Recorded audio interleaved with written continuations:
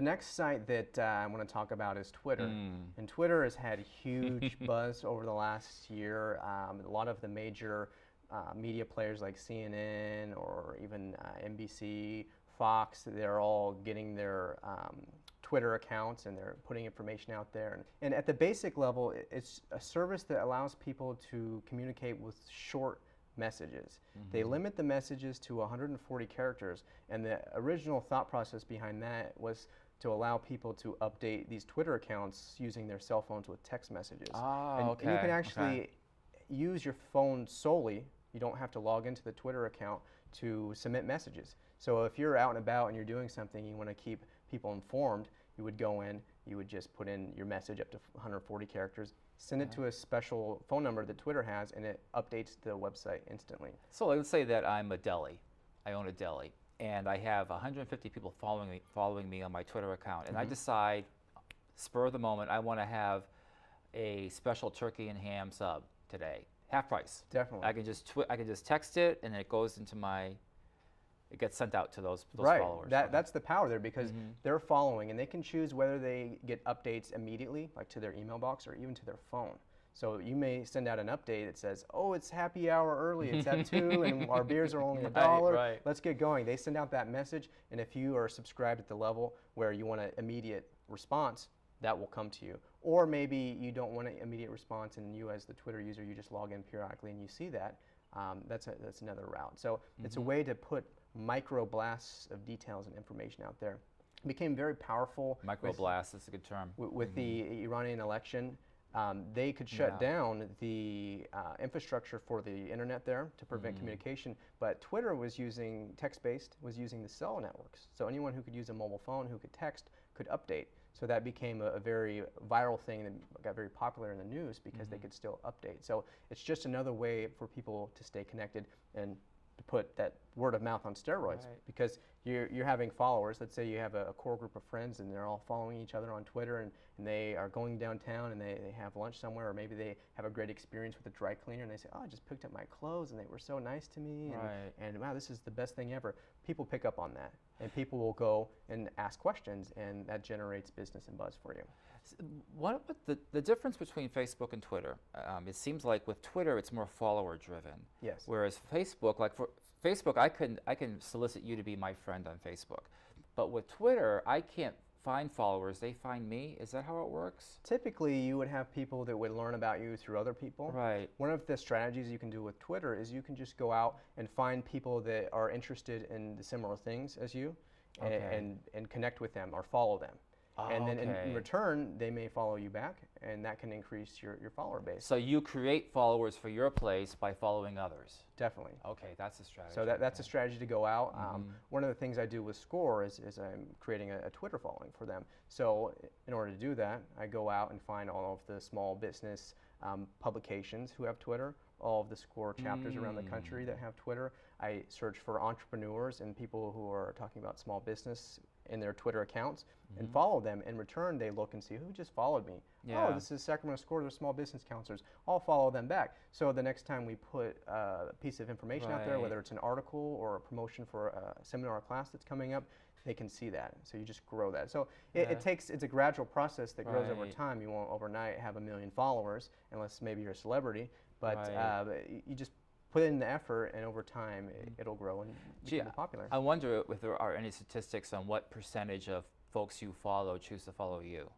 You know, what's that quid pro quo percentage that may exist? Some of the etiquette for corporations and businesses, it's typically if you follow them, they'll follow you. But for people and individuals, it's probably a little bit different. More selective. It'll depend on what they're there for. If they're there just to keep in close contact with their own little social network where they're seeing people on a daily basis, and they also want to keep track of them, where you have maybe 20 or 30 friends, they probably, if you follow them, they're not going to follow you. And they can even block you from following them. They can make their updates private too. So there's some different control measures involved there. But it becomes just another free channel where you can put information out there. So here's a shot of the Twitter site. Their big thing is they want you to go there, search on a topic, and you'll find people talking about those topics. They use the # or hash symbol in front of topics, And if you put, let's say, Good Work Now with a hash sign in front, and you get a lot of people talking about it, it generates buzz, and people can search and see, oh, what are the biggest topics today? What are the biggest topics over the weekend? They track that.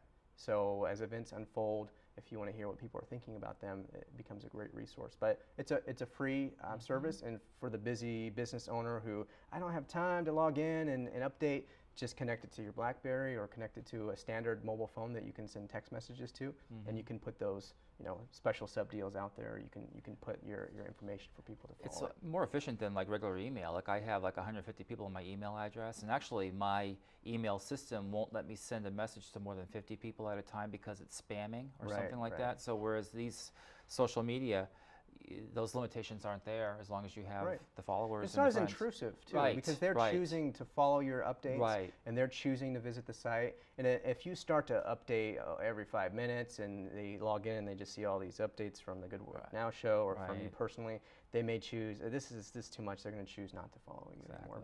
But otherwise, it becomes just another opportunity for you to increase your relevance, your credibility, to get your message. Initially, it's like, oh, this is a fad, but maybe the site itself, Twitter, may be a fad, but the idea of small microblasts of information and keeping communication, it will probably stay around because the technology dictates the Let's move on to the Yelp. Yelps. Tell me about Yelp. I haven't heard about that. Yeah, a lot of people haven't heard of Yelp. I think this is really big with more tech-savvy individuals who are going to the internet first stop for everything. It's also very big in Generation Y, where they have iPhones and they're going and looking for these details. Yelp is a social networking site that is really for user-contributed opinions, reviews about restaurants, stores, other businesses. I personally use Yelp really just for restaurants.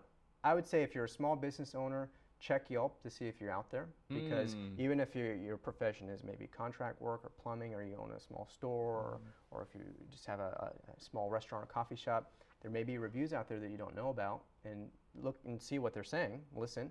And Yelp provides tools as the business owner so you can kind of take control of the account. You can't change the reviews, you can't put in false information to try to say, oh, this person is a liar, I didn't do this. You're able to go there and kind of put comments out there to say, I'm the owner, come in, we can fix that situation, and people will embrace that. So they may say, wow, they're listening to the problem I had, this is a great business, and they'll come back. So I've used YouTube videos. I've searched on YouTube like how to do blank on Facebook, or how to do blank on Twitter. I mean, there's some really good tutorials that the community out there has produced. And actually we have 10-minute versions of each Good Work Now episode on the Good Work Now channel on YouTube. So that's another mechanism. If we had more time, we could have talked about that.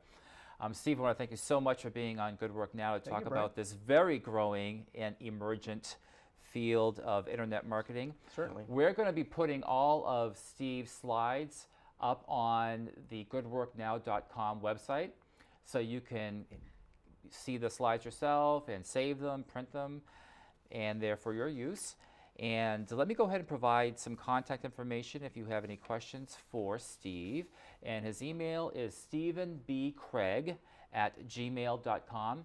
And if you have any questions for me or feedback about this show or any ideas for future topics on Good Work Now, my email is brianmoffat@comcast.net. I was thinking about goodworknow.com. That's the website, brianmoffat@comcast.net. And next week, we're going to be talking about the new purchasing. And so stay tuned for more information about that. Thanks for watching, and until next time, keep up the good work.